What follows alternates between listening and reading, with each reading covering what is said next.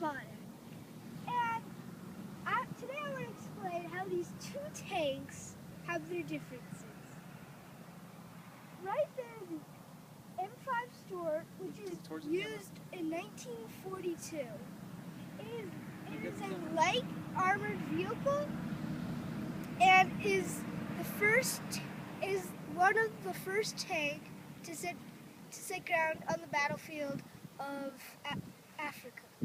And over there, which was probably around 1945 in Germany, America built the T1 heavy tank, which was meant for destroying big, huge vehicles. And you can notice that the gun, if you look both, the M5 Stuart has a lighter gun, which means this one probably has a 20 millimeter, and this one probably has a 50 millimeter cannon. And for the armor, this one would be more vulnerable against tanks because of its 2-inch armor. But over there we have 7 inches of unpenetrable armor. Now the weak spots for the M5 Stuart would be the turret, maybe the frontal armor, and especially the tracks. For that tank, the back, the turret, and the track would be vulnerable.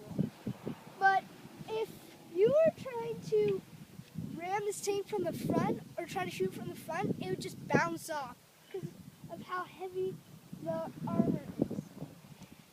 But what is better for the M5 Stuart is how little it is and how maneuverable it is. It could probably go to like 60 miles per hour. And it is easier to escape because there's like right here, there's a hatch just in case the tank is on fire. Instead of climbing out the turret, it would open up this hatch and climb out that way. And then for over there, it's a bigger tank. So it would take more time to get out of and possibly escape. But the reason why it's outfitted with such heavy armor is so it doesn't get destroyed by all these tanks and all that forces. The one thing that's good about this tank is how big the cannon is. It can shoot at least 36 miles. But for this one, it can shoot. It's good for close range. This one is kind of like an artillery tank. It shoots far off. And as you see here, you don't see much machine guns. This tank is purposely only for destroying tanks. Thank you, Christian. Can you tell me a little bit about that piece of equipment over there? That was used in World War I in trench warfare. And what that artillery arrangement does, it's meant to strike up and destroy incoming World War I tanks. This is how it works. Like any other gun in a tank, you would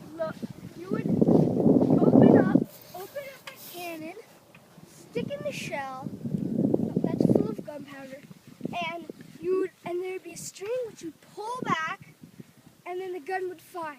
Then you take the shell out, you put it in a pile where all the duds are, then get a new shell.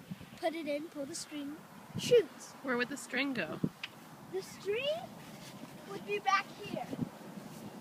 And then as you can see here, there's a whole rhombus square there.